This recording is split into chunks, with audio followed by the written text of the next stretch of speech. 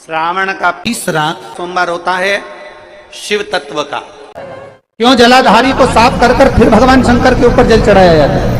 उसका कारण केवल इतना सा होता है, माँ जगतजननी के हस्त कमल पर जब हम अपना हाथ रखते हैं, माँ जगतजननी के हस्त कमल पर जब अपने हाथ का स्पर्श करते हैं, महाराज हमने अपनी जिंदगी में कोई पाप कर्म करा हो, असत्य बोला हो, झूठ बोला हो, कपट करा हो, बेईमानी करी हो, प्रपंच करा हो, हमने किसी का दिल दुखाया हो, हमने किसी के लिए अपशब्द कहा हो, तो वह हाथ का स्पर्श कर लेने से हमारा पाप सर्वप्रथम कट जाता है। उसके बाद शंकर को जल चढ़ाया जाता है जिससे सुख का भान उत्पन्न हो जाता है। गणेश जी का जो दांत टूटा है उस दांत की ओर गणेश जी को दुर्वा समर्पित करी जाती है। सारे सोमवार मान्य होते हैं, पर सावन के सोमवार की इतनी महत्वता क्यों है? कौटी देवता तुम्हारी किस्मत में जो लिखा है वो देंगे। 33 कोटि देवता का काम है तुम्हारा भाग्य लिखना, पर केवल एक महादेव का काम है तुम्हारे भाग्य को बदल देना। तुम्हारी जिंदगी में दुख लिखा है, कब वो सुख लिख दे उसका कोई भरोसा नहीं।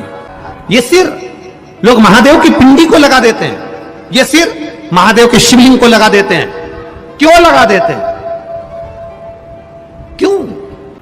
ये ललाट पर जो दुख लिखा है, ललाट पर जो भाग्य में तकलीफें लिखी हैं, किस्मत में जो लिखा है, बेकार कुछ लिख दिया, शिव के शिवलिंग को ये शीश लग जाए, महादेव का स्पर्श मात्र हो जाए, ललाट पर लिखा उल्टा भी सुल्टा हो जाता है, सीधा हो जाता। आप शिवलिंग पर पहले चढ़ा रहे हैं, उसके बाद जल चढ़ा रहे हैं। दूसरा, जल चढ़ाने के बाद बेलपत्र चढ़ा रहे हैं। ये दो अलग अलग क्रम है शंकर भगवान की पूजन के। आप समझ लीजिएगा जरा, ये प्रसंग कभी नहीं आया, आज आया है तो उसको समझ। पहले बेलपत्र, उसके बाद में जल जो चढ़ाया जाता है, ये रोग मुक्ति के लिए चढ़ाया जाता है। काय के लिए चढ़ाते हैं अपन? रोग के निवारण, रोग मुक्ति के। ज्यादा स्वास्थ्य गड़बड़ हो रहा है तो एक लोटा दूध था और एक लोटा पानी बेलपत्र रख। पुत्र गणेश आज वर देता हूं, ये शमी और मंदार का पेड़ वृक्ष, इसकी पत्ती और इसके फूल जो मेरे पिता शिव जी को समर्पित करेंगे, जो मुझे समर्पित करेंगे, जो उनके मन की कामना होगी वो सारी कामना उनकी हम पूर्ण करेंगे। 5 जगह पर बेलपत्र चढ़ाना जरूरी होता है सावन के महीने। कहां पर? 5। पहली बेलपत्र भगवान नंदीश्वर के ऊपर, नंदी के ऊपर। दूसरी बेलपत्र भगवान जहां गणेश जी महाराज विराजमान है उस जगह पर। तीसरी बेलपत्र जहां पर भगवान शंकर का शिवलिंग रखा हुआ है उस जलाधारी पर। चौथी बेलपत्र जहां से पानी गिर रहा है बूंद बूंद उस पात्र पर। और 5वीं बेलपत्र शंकर भगवान के शिवलिंग। नवग्रह व्यापार है, एक काम करना, रोज अपने घर से 1 लोटा जल लेकर शंकर को समर्पित करना, और समर्पित करना प्रारंभ कर देते हैं, सारे ग्रह प्रबल हो जाते हैं। सावन के महीने में जो नीला कलर का जो पुष्प होता, हार श्रृंगार का पुष्प, एक अगर देवाधिदेव महादेव को आपने चढ़ाना चालू कर दिया, समर्पित करना प्रारंभ कर दिया, तो आपको पीछे पलट कर देखने की जरूरत नहीं पड़ेगी, महादेव हाथ पकड़ ही रहता है। श्रावण महीने जो भी सोमवार पड़े आप उस पर कर लीजिए। एक बात बहुत ध्यान दीजिएगा, अगर कहीं नौकरी नहीं लग रही है, सर्विस नहीं है, नौकरी नहीं है, और आप कई बार इंटरव्यू दिया है, एग्जाम में बैठ भी गए, कंपटीशन एग्जाम में भी बैठे हो, और अगर नहीं हो रहा, कंपटीशन एग्जाम क्लियर नहीं हो रहा, या सीए का एग्जाम है, या अन्य चीजों की पढ़ाई आप कर रहे हैं, या कहीं नौकरी के लिए अप्लाई कर रहे हैं, नहीं हो रहा है, 5 शमी पत्र, कितने जम के बोलो जरा? 5 शमी पत्र, 5 बेल पत्र, 5 मूंग के दाने। काय के दाने? मूंग के। 5 मूंग के दाने, 5 सफेद पुष्प, कोई भी सफेद पुष्प जो आपको मिल जाए, शिव जी को समर्पित कर कर 1 लोटा पानी, नाम और गोत्र बोलकर, और जिस एग्जाम में बैठ रहे हो, जिस कंपटीशन एग्जाम में बैठ रहे हो, उसका स्मरण कर कर आपको छोड़ना है।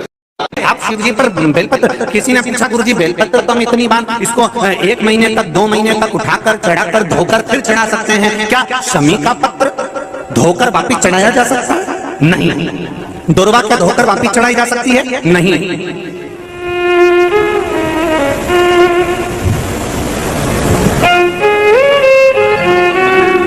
शमी का पत्र धोकर वापस नहीं चढ़ाया जा सकता, फिर धो लोगे फिर चढ़ा दोगे, ये नहीं हो सकता। दुर्वा वापस धोकर वापस नहीं चढ़ाई जा सकती, चावल का दाना उठाकर धोकर वापस नहीं चढ़ाया जा सकता, धतूरा धोकर वापस नहीं चढ़ाया जा सकता।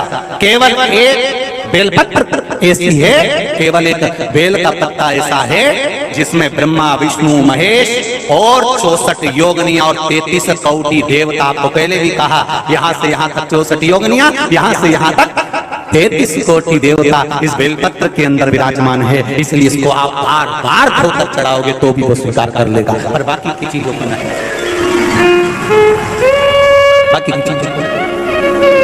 तुम सोचो कि शमी पत्ते को धो लें, शमी पत्र को धो लें और वापिस चढ़ा दे, नहीं। दुर्वा को धो लें वापिस चढ़ा दे, नहीं। चावल के दाने को वापिस धो लें चढ़ा दे, नहीं। धतूरे को वापिस धोकर चढ़ा दे, नहीं। केवल एक बेलपत्र ऐसा है जिसको धोया जाए चढ़ाया जाए। शिव जी पर अगर धो भी नहीं पाओ तो केवल उठाया और भगवान का पंचाक्षर मंत्र बोला, नमः शिवाय बोला, तो ही चढ़ा दिया, तो ही स्वीकार कर जाता। नहीं धोया मत, तो भी स्वीकार, तो भी वो स्वीकार कर लेता और उसकी स्वीकृति हो जाती है। जब उसके आनंद सुख को, उसके आनंद भाव को वो स्वीकार कर लेता है, स्वीकार धारण कर लेता है, केवल उसका समर्पण मूल होना चाहिए, केवल। किसी ने पूछा गुरुजी ये सब कर्म के अनुसार होता है? हाँ, तो कर्म कटेगा कैसे, हमारा दुख मिटेगा कैसे? व्यर्थ के चक्कर में पड़ोगे, कहीं के बाबा जोगी के चक्कर में पड़ोगे और बेल भभूति के चक्कर में पड़ोगे तो तुम्हारा कर्म कभी कटने वाला नहीं है। कर्म केवल एक ही तरह से कटेगा, तेरे मंदिर में आना मेरा काम है और मेरी बिगड़ी मनाना तेरा काम, केवल एक कार्य। सावन के महीने में जिस व्यक्ति पर कर्जा बहुत ज्यादा मात्रा में हो जाता है और कर्जा चूकता नहीं है, आप बहुत प्रयास कर लिए, कभी मौका लगे कर्जा मुक्ति के लिए, अगर कोई श्रेष्ठ वृक्ष माना गया है तो वो बट का वृक्ष माना गया महाराज। इसलिए प्रशासनिक कार्य के लिए, मानसिक टेंशन में, परेशानियों में बटकेश्वर महादेव का स्मरण किया जाता है। और यदि निवेदन करूंगा, बहुत ज्यादा यदि आपको कर्जा हो गया है, बहुत ज्यादा कर्जा हो गया और वो कर्जा चूक ही नहीं रहा, तो थोड़े दिन बड़ के पेड़ के नीचे आप बटकेश्वर महादेव के लिए 1 लोटा पानी, उसमें थोड़ा सा पिसा हुआ चावल पीस के गला लेना, चावल को और पीस लेना, पीस के उस पानी में मिला लेना और मिलाकर उसमें थोड़ी सी हल्दी पिसी हुई डालकर बटकेश्वर महादेव के नाम से बड़ के पेड़ के नीचे अपनी कामना कर कर जो कर्जा हुआ है उस कर्जे का भान देते हुए, स्मरण देते हुए छोड़ दीजिए महाराज।